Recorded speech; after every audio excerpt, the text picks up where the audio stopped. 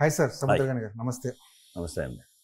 Sir, first of all ఈ setup చూస్తుంటే మీకు ఏమైనా గుర్తొస్తుంది సార్? ఈ లైబ్రరీ, పుస్తకాలు ఇలాంటి. నాకు లైబ్రరీ అంటే చాలా నచ్చిందండి. నా దగ్గర ఒక మంచి లైబ్రరీ ఉంది. ఓ సూపర్.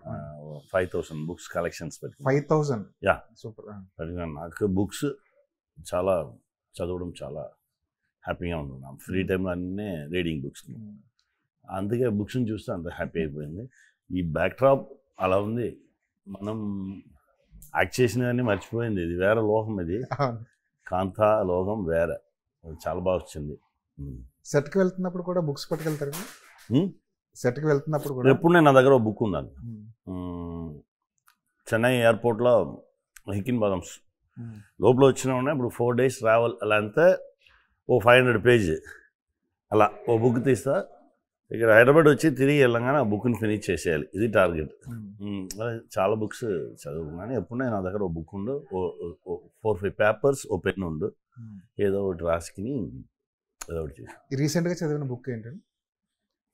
ఇప్పుడు రీసెంట్గా బాలకుమారన్ బుక్ ఒకటి చదువుకున్నాను. ఎక్స్ట్రాడినరీ బుక్ అది. అది రహస్య స్నేహితుడే అలానే ఒక బుక్. లవ్ స్టోరీ ఎక్స్ట్రాడినరీగా ఉంటుంది. త్రివిక్రమ్ గారితో అందుకే ఇంత పెద్ద బాండింగ్ మీకు. ఆయన పుస్తకాలు అంటే చాలా ఇష్టపడతారు. అది అన్నగారితో బాండింగ్ వచ్చింది.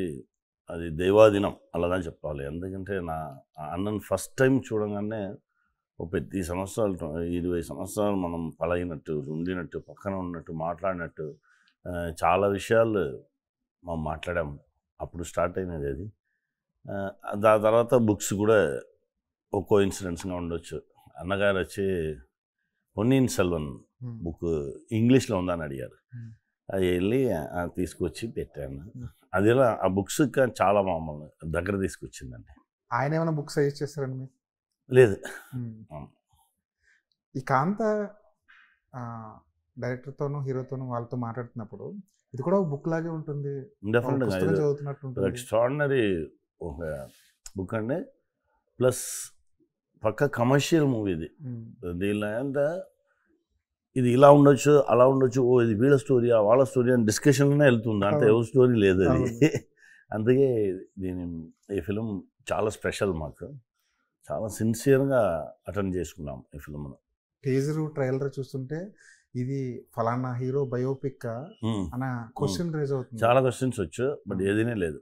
ఇది ఎవరిని డిస్టర్బ్ చేయదు. అంతే, అందరిని రిలేట్ చేసినట్టే ఉండు. ఇది అలా ఉండొచ్చు, వాళ్ళ ఇది వీళ్ళ అని మాట్లాడినే ఉంటారు. అంత ఏదైనా కాదు. ఒక సూపర్ స్టార్ జీవితం ఇలాగే ఉంటుందేమో. డెఫినెట్గా. అవును, డెఫినెట్గా. రానా, దుల్కర్ సల్మాన్ ఇద్దరు యాక్టర్స్గా వాళ్ళేంటో మనకు తెలుసు. ప్రొడ్యూసర్స్గా వీరిద్దరు ఎలా అనిపించారు సెట్లో? ఇలాంటి ప్రొడ్యూసర్స్ దొరకడం గాడ్ గిఫ్ట్ అండి. నా సెల్వా దగ్గర చెప్పాను, డైరెక్టర్ దగ్గర. ఓ ఫస్ట్ ఫిల్మ్ డైరెక్టర్కి ఇలాంటి ప్రొడ్యూసర్ దొరకడం. సెల్వా ఏమి అడిగితానో దాని నుంచి ఇంకా ఓ 100% ఎక్స్ట్రానే ఉంది అక్కడ. అలా ఇచ్చిన ఒక ప్రొడ్యూసర్ నీకు వచ్చి దేవుడు స్ట్రైట్గా బ్లెస్ చేసుకున్నాడు. సెల్వా, సిన్సియర్గా పని మాత్రమే చెయ్యి, అది మాత్రమే నీ దగ్గర ఉంది, మిగతా అన్నీ వాళ్ళు చూసుకుంటారు. ఈ సెకండ్ వరకు నేను ఫిల్మ్ను వాళ్ళ భుజం మీద వేసుకుని తిరుగుతున్నారు అన్ని ప్లేస్కి. అది అలా వచ్చింది. చాలా మంచి అవుట్పుట్ వచ్చింది. జనాలు చూసి వాళ్ళందరూ హ్యాపీగా ఆ లోహంకి వచ్చి 50s 60sలో ఉన్న లోహం ఎవరు చూడలేదు. పిక్చర్ స్టార్ట్ అయిన ఓ 5th minute వాళ్ళనే మన చుట్టూ చేంజ్ వచ్చు. మనం వాళ్ళనే ఆ 50s లోపల వెళ్ళి మన పక్కన ఒకటి జరిగినట్టు ఉండు. అలాంటి విషయం జరుగుతుంది. ఒక బయోపిక్ తీసుకుంటే మనకి రిఫరెన్సెస్ కనిపిస్తాయి. ఓ పుస్తకం తీసుకున్నా మనకి ఎక్కడో చోట రిఫరెన్సెస్ కనిపిస్తాయి. కానీ ఇలాంటి కథకి రిఫరెన్స్ దొరకడం చాలా కష్టం కదా. అది డైరెక్టర్ పని, డైరెక్టర్ రీసెర్చ్. చాలా విషయాలు మాట్లాడి తీసుకొచ్చి ఆల్మోస్ట్ డైరెక్టర్ వచ్చి 2016లో స్టార్ట్ చేశాను చెప్పారు. ఇది 9 years పని చేసుకున్నారు. Full and full director efforts. మీకు మీ క్యారెక్టర్ చెప్తున్నప్పుడు మైండ్లో ఎవరైనా? మా గురుగారు వచ్చారా, బాలచంద్ర గారు. అంత స్ట్రిక్ట్, అంత జెంటిల్, అంత నీట్నెస్, ఆ ఫిజిక్, వాక్, నడవడం, నిలవడం మ్యాక్సిమం మా గురుగారే ఉంటారు. మీరు రిప్లికా చేశారా? అలా చేసుకున్నాను అనుకున్నాను. ఆ బాడీ లాంగ్వేజ్ అంత దీనిలో ఉన్న అంత ఈగో ఉండదు మా గురుగారు.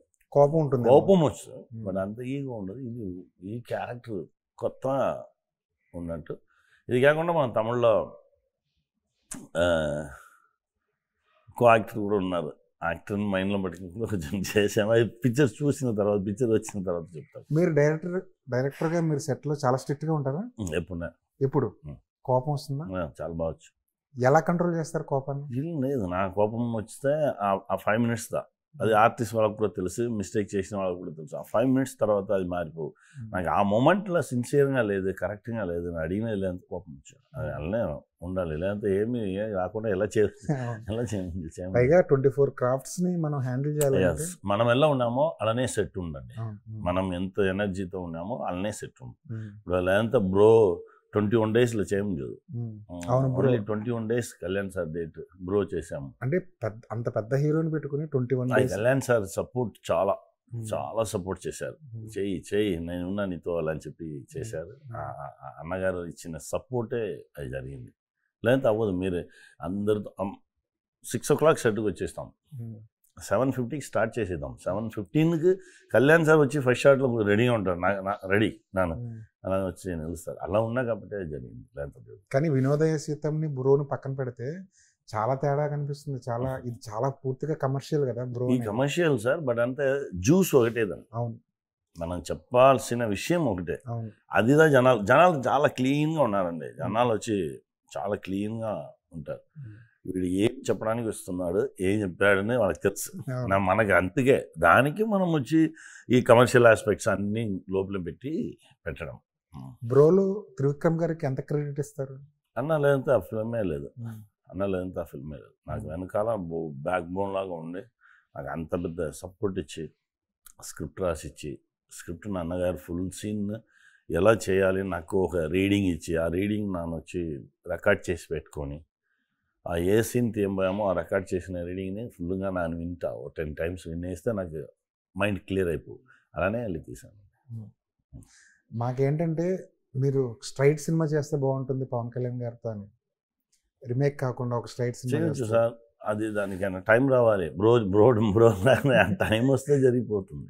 ఈ మధ్య కలిసారా పవన్ కళ్యాణ్ గారు? లేదు సార్, లేదు. డిప్యూటీ సీఎం అయిన తర్వాత కలవలేదు. తెలుసు అన్నగా నా ఎలా ఉంటా, ఎక్కడ ఉంటాను తెలుసు, ఏం చేసుకున్నాను తెలుసు, అన్నీ తెలుసు. సెట్లో కోపం వచ్చి పేకప్ చెప్పేసి వెళ్ళిపోయిన సందర్భాలు ఉన్నాయని? అలా చెప్పలేదు మీకు, అలా చెప్పలేదు. ఇది నా సెట్, ప్యాకప్ చెప్పేసి వెళ్ళిపోయే రేంజ్కి ఇంతే. మనల్ని నమ్మిన ప్రొడ్యూసర్స్ ఉన్నారు.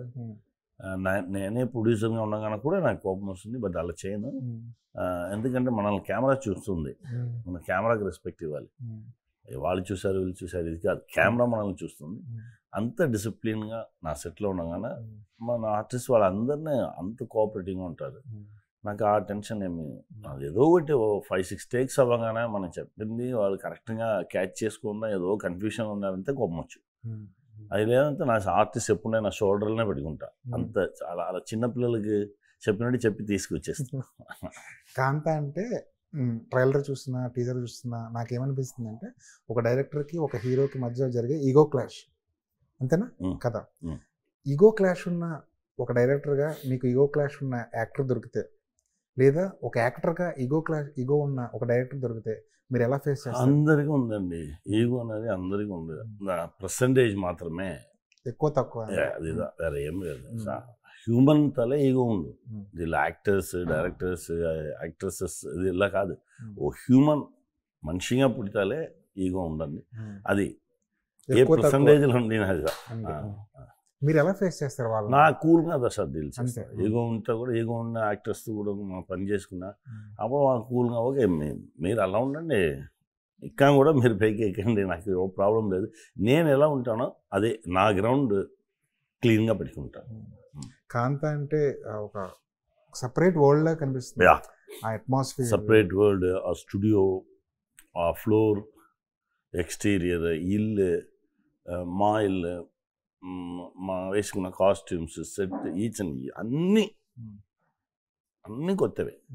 అన్నీ ఆ 50s మనల్ని తీసుకెళ్ళి ఆ లోకం, కొత్త లోకం. అది చాలా బాగా ఎంజాయ్ చేసి మీరు చూడాలి.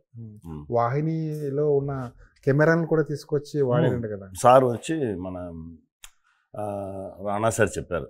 రాణా సార్ వాళ్ళ నాన్నగారు మన రామానాయుడు గారు. బాతాళ భైరవి ఆ ఫిలింకి యూజ్ చేసిన కెమెరా అది తీసుకొచ్చి పెట్టుకున్నారంట. దాన్ని మనం దీనికి యూజ్ చేసాం. కానీ అలాంటి వస్తువుల్ని ఇంకా దాచిపెట్టుకోవడం సార్ అది బ్లెస్సింగ్ సార్. అది చాలా గొప్ప విషయం. అదన్నీ మ్యూజియంలో పెట్టాల్సిన విషయం. అది అలాంటి విషయం మనకి దొరికి లేదంటే ఇంత అథెంటిక్గా రాదండి. కానీ ఇంకా వర్క్ చేస్తున్నారు సార్ స్టిల్ కెమెరాస్. ఆ కెమెరా డెఫినెట్గా దాన్ని వర్క్ చేసే కండిషన్లో పెట్టుకుంటారు సార్. బట్ దానికి ఫిల్మ్స్ ఇవన్నీ ఇప్పుడు లేదు కదా. అవును, లేదు సార్. ఇప్పుడు ఫిలిం నుంచి డిజిటల్కి మారింది కదా సినిమా. ఏది బాగుంది సార్? ఒక డైరెక్టర్గా చెప్పండి, ఒక టెక్నీషియన్ సార్. ఎప్పుడు ఉంటాలో ఏది చేంజెస్ జరిగితే ఆ చేంజెస్ మనం అడాప్ట్ చేసి వెళ్ళిపోవాలి. లేదంటే మనం ఎక్కడో కూర్చుని నాకు ఇదే నచ్చింది చెప్పుకుంటాం. జెండాపై కపిరాజీ చేయగానే తమిళ్లో నిమిర్ந்து నిల్, తెలుగులో జెండాపై కపిరాజీ. మా కెమెరామన్ దగ్గర నేను చెప్పాను, మనం వచ్చి అప్పుడుదా ట్రాన్స్ఫర్మేషన్ ఉంది. నాకు చెప్పాను, అదే మనం స్లోగా డిజిటల్కి వెళ్ళిపోతాం. నో నా ఫిలింలోనే చేస్తా అలా చెప్పి ఫస్ట్ సాంగ్ ఫిలింలోనే చేశారు. అది తర్వాత కొంచెం స్మాల్ గ్యాప్ 2-3 months గ్యాప్ తర్వాత స్టార్ట్. ఆ 2-3 monthsలో అన్నీ మారిపోయింది చాలా ఫాస్ట్గా. 2-3 months తర్వాత షూటింగ్ వస్తే ఫిలిం లేదు. ఎక్కడ ఉంది ఫిల్మ్ అని అడిగితే బాంబేలో వెళ్ళాలి. బాంబేలో వెళ్తే మీకు 2-3 cans దొరుకుతుంది. లేదు వెళ్ళాను. ఇప్పుడు కెమెరామని చెప్పారు, అన్నా మనం డిజిటల్కి వెళ్ళిపోతాం అలా చెప్పేసి ఆ సాంగ్ మాత్రం ఫిల్మ్లో ఉండు, తర్వాత మిగతా అన్ని డిజిటల్లో చేసి. జెండాపై కపిరాజీ 2 వెర్షన్లు కనబడతాయండి, ఒకటి డిజిటల్ ఒకటి రీల్. అవును, ఓ సాంగ్ మాత్రం ఫిల్మ్లో ఉండు, మిగతా అన్ని డిజిటల్లో చేశాం. కానీ చాలా మారిపోతుంది ఇండస్ట్రీ. టెక్నాలజీ రోజుకో టెక్నాలజీ వస్తుంది సార్. ఇప్పుడు ఎవరి సెకండ్ ఒక టెక్నాలజీ వస్తుంది. మనం నిన్న పట్టుకున్న ఓ టెక్నాలజీ ఈరోజు అవుట్డేటెడ్ అయిపోయింది. అవును, మనం ఇంకా వాళ్ళతో పరిగెత్తి వాళ్ళ ఆ ఫాస్ట్ ఉంటేనే మనం లేటెస్ట్ టెక్నాలజీని అడాప్ట్ చేసుకుంటాం సార్. బ్లాక్ అండ్ వైట్ రోజుల్లో ఆ సినిమాలు కూడా ఇప్పుడు ట్రైలర్ చూస్తుంటే బ్లాక్ అండ్ వైట్ షార్ట్స్ కూడా కొన్ని కనిపిస్తుంటాయి. మీకు బ్లాక్ అండ్ వైట్ సినిమాలు చూస్తున్నప్పుడు మీ అబ్జర్వేషన్ ఏముంటుంది సార్? బ్లాక్ అండ్ వైట్ సినిమాస్లో నాకు చాలా ఇంటెన్సిటీ ఉందండి. మీరు అన్నీనే మేకప్లో స్టార్ట్ చేసి అన్నీనే చాలా వేయాలి. ఓ మార్క్ వేయాలంటే ఆ మార్క్ ఇంకా డెప్త్గా వేస్తేనే అది తెలుసు బ్లాక్ అండ్ వైట్లో. ఇప్పుడు అది లేదు కదా. ఇప్పుడు మనం చాలా లైట్గా పనిచేస్తే చాలు. అన్నీ నైట్లో ఈవినింగ్ 6 o'clock 7 o'clock వరకు ఆ డెడ్ లైట్లో క్యాప్చర్ చేసే కెమెరా కూడా వచ్చేసింది. బ్లాక్ అండ్ వైట్ ఉన్నప్పుడు మీరు వర్క్ చేశారు సార్? లేదు, కలర్లోకి వచ్చేసింది. కలర్లో వచ్చిన తర్వాత నా వచ్చి జాయిన్ అయినది 97-98లో సార్. కల్కి, పార్థాలే పరవశం తర్వాత కొంచెం సీరియల్స్ దీనిలోనే జాయిన్ అయ్యాను. ఏం నేర్చుకున్నారు సార్ బాలచంద్ర గారి దగ్గర నుంచి? ఇప్పుడు నా దగ్గర ఏదో మంచి క్వాలిటీ ఉంటే అన్ని ఇచ్చింది. ఆయన ఇచ్చింది చాలా విషయాలని. అది వచ్చి చెప్పడం కాదు, మనం వినడం కాదు. అది వచ్చి సార్తో తిరగగానే వచ్చేసి ఆటోమేటిక్గా అది అలానే అది ఆటోమేటిక్గా మన బాడీలో ఇంజెక్ట్ చేసిన విషయంగానే ఉంటుంది. బాలచంద్ర గారు అనగానే మీకు ఏం గుర్తొస్తుంది అన్న? నాన్నగారు, గురుగారు ఎలా చూస్తే అలానే తెలుస్తారు. కాంతా అనే సినిమా ఇంతమంది ఆర్టిస్టులు కనిపిస్తున్నారు స్క్రీన్ మీద, కానీ వెనకాల దీనికోసం పడిన కష్టం టెక్నీషియన్స్ కానీ చాలా ఉన్నారు సార్. మా కెమెరామెన్ ఎక్స్ట్రాడినరీ కెమెరామెన్ అండి. ఈ పిక్చర్ ఇలా ఎన్హాన్స్ అయ్యి అందరూ నోటంగా ఇది అలా ఉంది ఇలా ఉంది అని చెప్పడానికి రీజనే కెమెరామెన్ అవుతుంది. మహానటి చేసిన కెమెరామెన్ ఓ మార్క్ ఇస్తారు. ఆ మార్క్కి వస్తేనే మన ఫేస్ తెలుసు. ఒక 5 inches అలా వెళ్ళిపోతే కూడా మన ఫేస్ తెలియదు. అది ఎక్కడ నుండి ఆ లైట్ వచ్చు ఎలా వస్తుంది ఏమీ మనకు తెలియదు.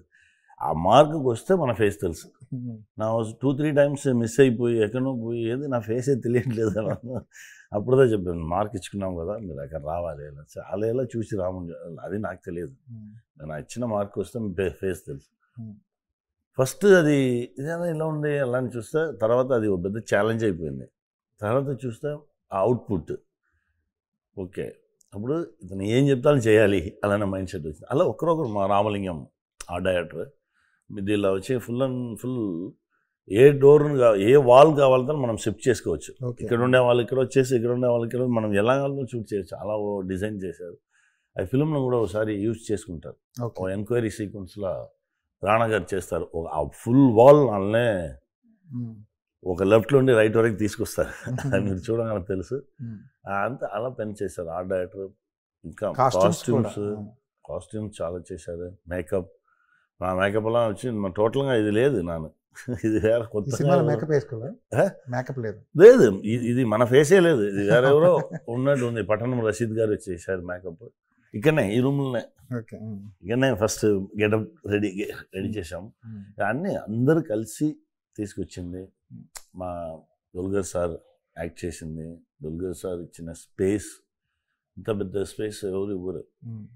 మనకు స్మాల్ షార్ట్ ఉంటే కూడా నేను వచ్చి నా మీకు ముందు నిలుస్తా, మీరు నన్ను చూస్తాక యాక్ట్ చేస్తారు కదా అని చెప్పి వచ్చి నిలుస్తారు. అలాంటి యాక్టర్ భాగ్యశ్రీ, ఎక్స్ట్రాడినరీ యాక్టర్స్. అది అమ్మాయి.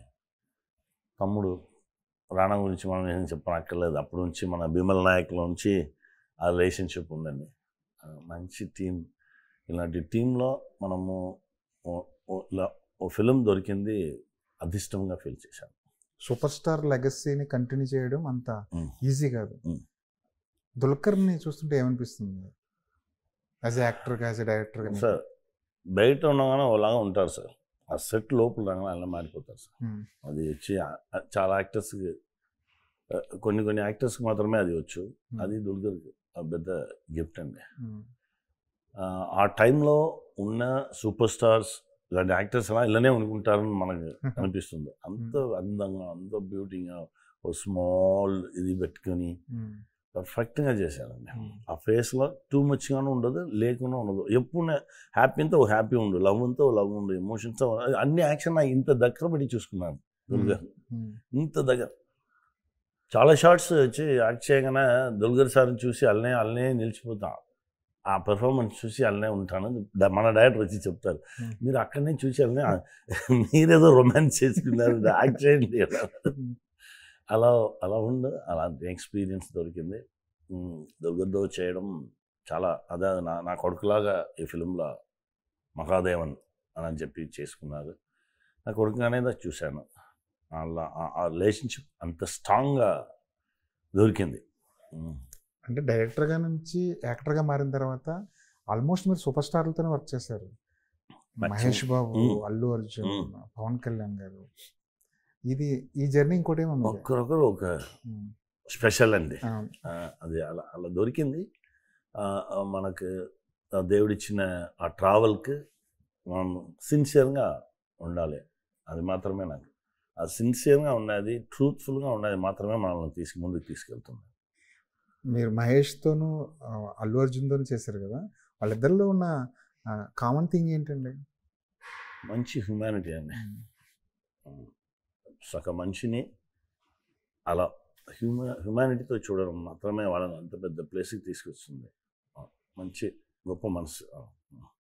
అలా వైకుంఠపురంలో ఒక మ్యానరిజం ఉంటుంది మీది. అది స్పాట్లో చేసి, అది అన్నగారు చెప్పింది. ఒరిజినల్గా ఆ పాన్ తీసుకొచ్చి ఒరిజినల్ పాన్ లైట్గా పెట్టమన్నారు. ఒరిజినల్ పాన్ పట్టిన అలానే అదే అన్న మేనరిజం. ఇక పాన్ వద్దు మనకి, తీసి పారేయండి, ఈ మేనరిజం పట్టుకుంటాం. అంటే మీరు సజెస్ట్ చేసినది అన్న చెప్పారు. అన్న చెప్పింది. నా ఎప్పుడే సెట్కి వెళ్తే మ్యాక్సిమం 99%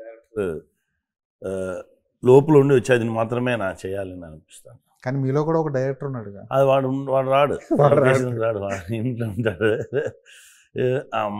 ఎంటీ పేపర్గా వెళ్తాం. వెళ్ళి అలా నిలవగానే వాళ్ళకి కావాల్సిన విషయాన్ని అన్నీ మన మీద దిప్పుతారు. దాన్ని సిన్సియర్గా మనం రిసీవ్ చేస్తే చాలు.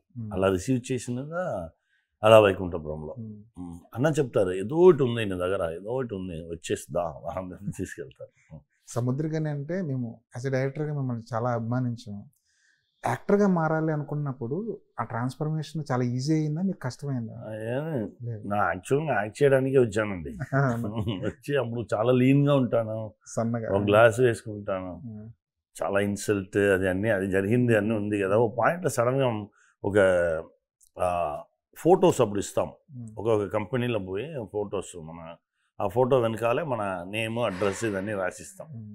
అలా వెళ్ళి రైట్ చేసి ఇవ్వగానే సుందర్ కే విజయ్ అని చెప్పి మా డైరెక్టర్ చూసేసి, నీ హ్యాండ్ రైటింగ్ చాలా బాగుంది, నాకు వచ్చి సీన్స్ అన్ని కాపీ చేయడానికి అసిస్టెంట్ డైరెక్టర్ కావాలి, వచ్చేసావా నువ్వు, దీనిలో కూడా యాక్ట్ చేయాలని దీనికి వచ్చేయాలి.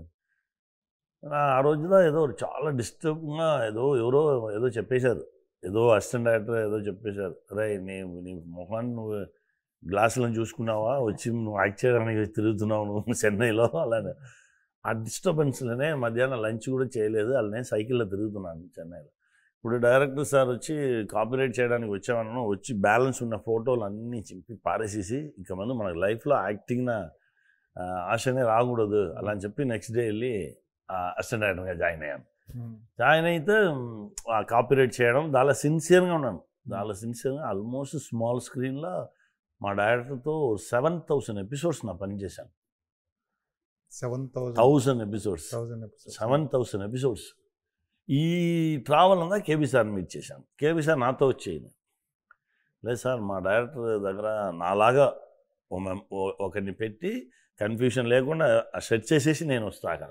అది డైరెక్టర్ సార్, నువ్వు ఎనీ టైం నువ్వు రా, నువ్వు ఈ మాట చెప్పావు కదా, కేబీ పిలిస్తే ఎవరంతా వచ్చేస్తారు, నువ్వు ఈ మాట చెప్పావు కదా, గుడ్, నాకు నువ్వే కావాలి. నా వచ్చి 6 monthsలో ఇక్కడ పక్కంగా సెట్ చేసి పెట్టేసి ఇక్కడ నుంచి కేబీ సార్ దగ్గర వెళ్ళాను. కానీ మీ డైరెక్షన్ స్టైల్ బాలచంద్ర లాగా ఉండదు, సుందర్ గారి లాగా కూడా ఉండదు, మీదంటూ ఒక మార్క్ ఉంటుంది. నేషనల్ అవార్డు అందుకుంటున్నప్పుడు మీ ఫీలింగ్ ఏంటి సార్? ఫస్ట్ చాలా హ్యాపీగా ఉంది. నేషనల్ అవార్డు దొరుకుతున్నా చాలా very happy sir. State award రాగానే స్టేట్ అవార్డు డైరెక్షన్కి వచ్చింది, నేషనల్ అవార్డు యాక్టింగ్కి వచ్చింది. అది ఒక పెద్ద బ్లెస్సింగ్. నా ఏం వస్తాను సరే సార్, నా ఇళ్ళనే ఉంటా. నాకు ఎక్కడ నేనంతా చాలా హిట్ని చూసేసాం, పెద్ద ఫ్లాప్ని చూసేసాం. సో దేనికి నా రియాక్ట్ అవ్వను, మన పని నెక్స్ట్ పని ఏమని చెప్పి చూసేసి వెళ్ళిపోతున్నాను. అది నాకు ఇది వచ్చింది అది వచ్చింది అలా ఏమీ ఉండదు సార్. కానీ యాక్టర్గానే బాగుంది సార్ మీకు, డైరెక్టర్గా సార్ లేదు సార్. యాక్ట్ చేయగానే దొరికిన గ్యాప్లో అని నేను writing reading next script ready చేస్తాను సార్. ఆ స్క్రిప్ట్ రెడీ అయిపోతే దీన్ని అలానే స్టాప్ చేసేసి డైరెక్షన్ వెళ్ళిపోతుంది సార్. కానీ డైరెక్షన్ చేస్తున్నప్పుడు యాక్టర్ మైండ్లో ఉండడు, రాడు సార్. యాక్టర్ ఉన్నప్పుడు డైరెక్టర్ మైండ్లో పెట్టారు, రాడు సార్. డ్యూయల్ రోల్ చేస్తున్నారు. అవును. మీ సెలక్షన్ ఎలా ఉంటుంది సార్? అంటే నేను సెలెక్ట్ చేయను సార్, యాక్టర్స్ని అది వచ్చి మనల్ని సెలెక్ట్ చేసుకుంటాం సార్. స్క్రిప్ట్ వచ్చి మనల్ని సెలెక్ట్ చేయాలి. ఆ స్క్రిప్ట్ వినేన తర్వాత అది మనల్ని ఏదో ఒకటి మనతో మాట్లాడు సార్. ఈ స్క్రిప్ట్ అలానే చేసింది సార్. కాంతా వచ్చి డైరెక్టర్ గారు చెప్పేసి వెళ్ళిపోయారు, బట్ అంతా నిద్ర రాలేదు, ఏదో చేస్తుంది. షార్ట్ అయిన ఫిల్మ్ అదే నా సెకండ్ మూవీ, అది కూడా అలానే డైరెక్టర్ వచ్చి చెప్పేసి వెళ్ళిపోయారు, మనం దీన్ని ఇమ్మీడియట్గా చేసేయాలి అలానే వచ్చింది మైండ్లో. అలా స్టార్ట్ చేసింది. అది స్క్రిప్ట్ మనల్ని ముందుకు తీసుకెళ్ళి ఒక్కొక్క స్క్రిప్ట్ పెద్ద డైరెక్టర్ కూడా మాట్లాడగానే కూడా మనకి ఏమి ఎక్కితే సారీ సార్ నా ఏమి ఎక్కలేదండి అలా అని చెప్పేసి. పెద్ద డైరెక్టర్లకి నో చెప్పడం కొంచెం నో చెప్పడం కాదు, ఇది మన ప్రాబ్లం చెప్పడమే సార్. ప్లీజ్ నన్ను సేవ్ చేయండి, మన నో చెప్పడం అది ఆర్ట్లో లేదండి. ఇది మనకి కంఫర్టబుల్గా ఉన్నా లేదా మనం, ఎందుకంటే ఆ 15 days 20 days ఇప్పుడు దీనికల్లా 60 days పని చేసాం. మార్నింగ్ 7 o'clock నన్ను రమ్మంటారు, నా 6కే వెళ్ళిపోతాం. ఆ 6కే వచ్చి మన సెట్లో అలా ఉంటే అది ప్రౌడ్గా ఉండదు. అలానే కూర్చుంటే మీరెందుకు వచ్చారు, మీకు ఆఫ్టర్నూన్ లంచ్ దాన్ని చెప్పాను అలా అని డైరెక్ట్ చెప్పాను, లేదు పర్లేదు నా ఇక్కడ ఉన్నాను అని ఉంటాం. అలా మనల్ని స్క్రిప్ట్ తీసుకెళ్తాం. ఒక్కొక్క దీనిలో మనం మైండ్ యాక్సెప్ట్ చేయకుండా ఉన్న స్క్రిప్ట్ మనం చేస్తే ఒక్కొక్క సెకండ్ మనకు అది నరకంలాగా ఉంటుంది. ఇదిగో పెద్ద మిస్టేక్ చేసాం, మనం లోపల ఉన్న మా ఇన్నర్ ఫీల్ ఓకే చెప్పలేదు, మనం ఏదో చేస్తున్నాం ఆ గిల్ట్లనే మనం అప్సెట్ అయిపోతాం. ఎప్పుడు ఆ సినిమా అయిపోద్దా అనుకుంటా. అలా అనిపించిన సందర్భాలు ఉన్నాయి. ఒక 2-3 movies అలా చేసుకున్నాను సార్. చాలా ముందు వచ్చి ఒక పెద్ద రికమెండేషన్లా లేదు నా రానని చెప్పం ముంజని ఓ రికమెండేషన్లో వెళ్ళగానే మనకు తెలిసిపోవు, అయ్యో మనం ఎలా చేయమని చెప్పి అది చేసుకున్నానండి. టీవీలో లేదంటే ఓటీటీలో మీ సినిమాలు వచ్చినప్పుడు చూసుకుంటూ ఉంటారా? నేను ఎప్పుడు చూడండి సార్. చూడరా? ఏ లోపల ఏమైనా భయం ఏమైనా? అది దాన్ని దాటేసాం కదా, వేరే నెక్స్ట్కి వెళ్ళిపోవాలి సార్.